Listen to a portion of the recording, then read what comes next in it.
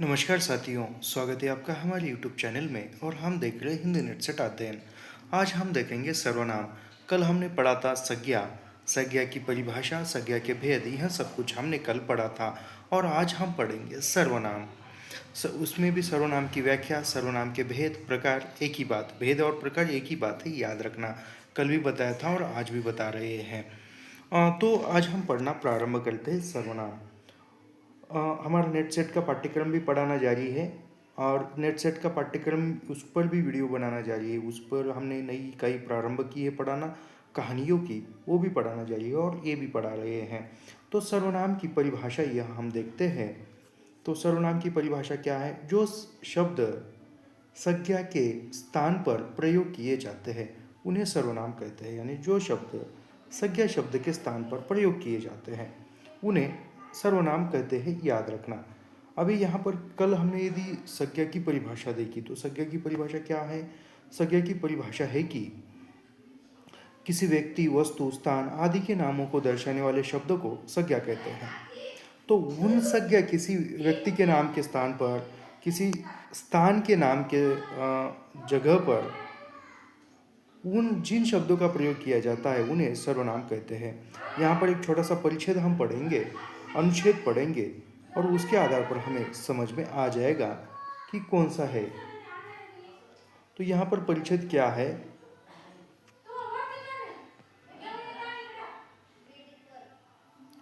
लेकिन सुहागी क्यों चुपचाप बैठने वाली स्त्री न थी। यानी सुहागी क्या है? यूं चुपचाप बैठने वाली स्त्री न थी। अभी यहाँ पर सुभागी क्या है? संज्ञा शब्द है।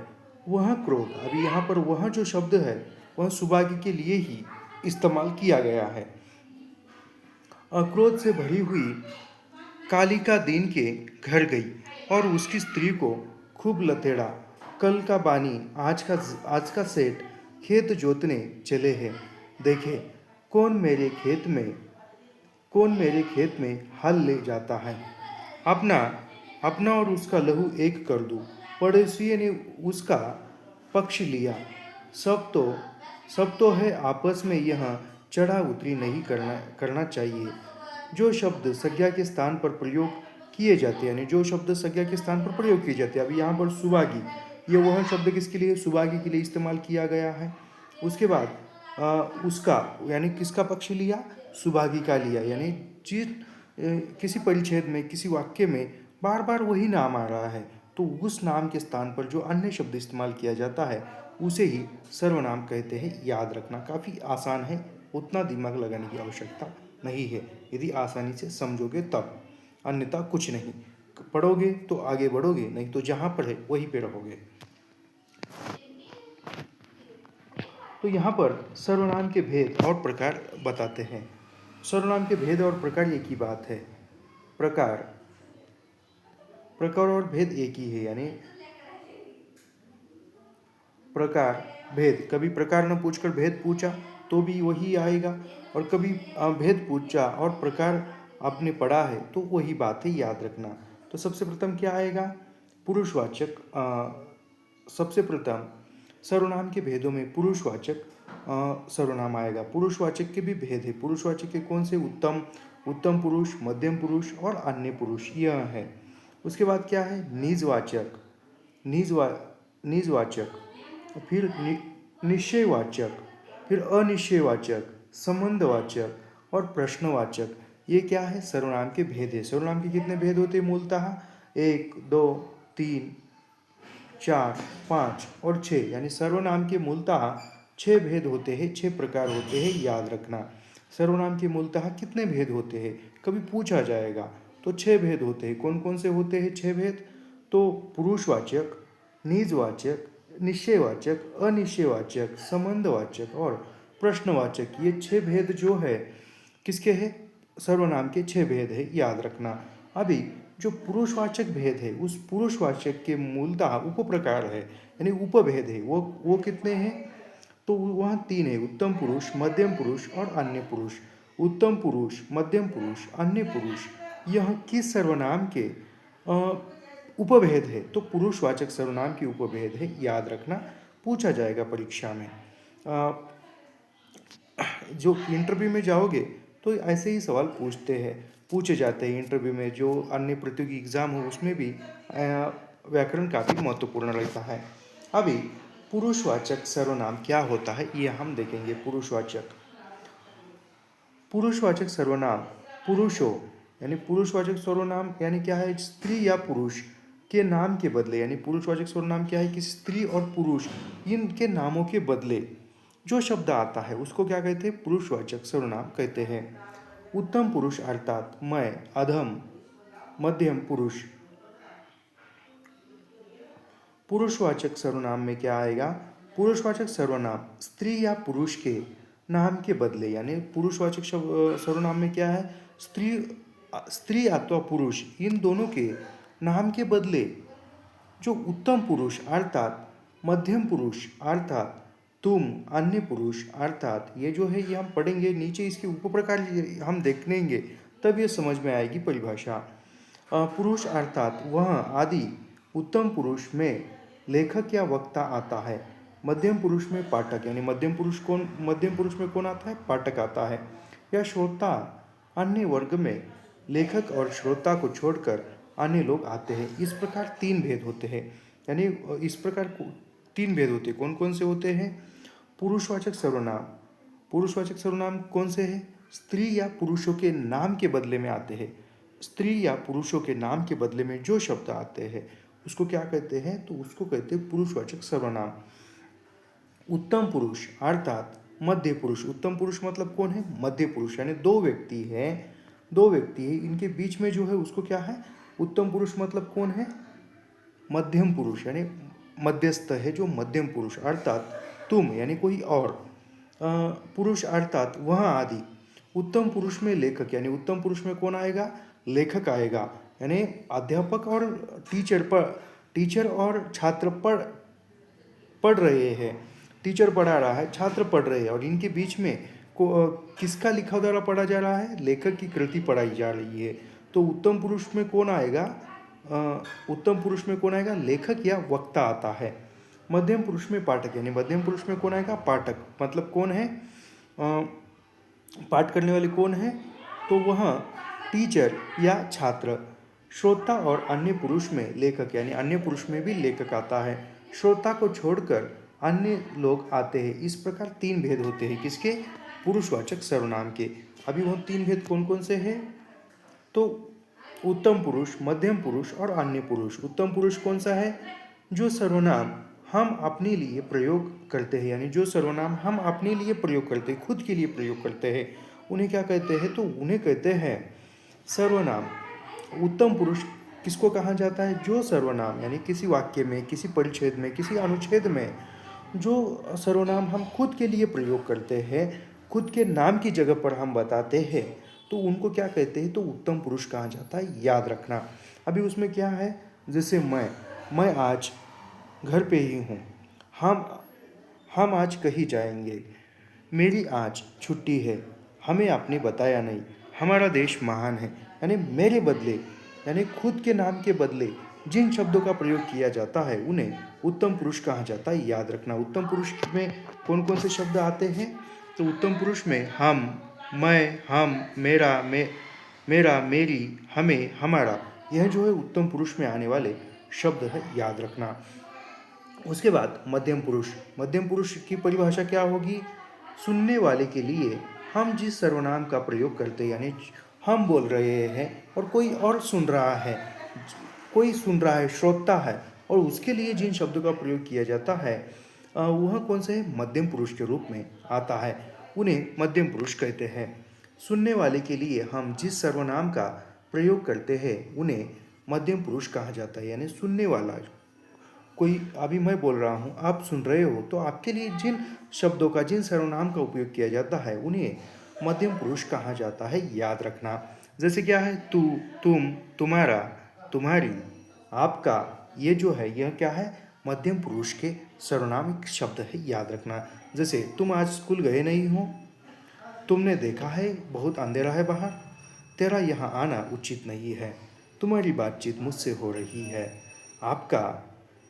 आपका दिन शुभ हो, तुम्हारा चेहरा बहुत अच्छा है।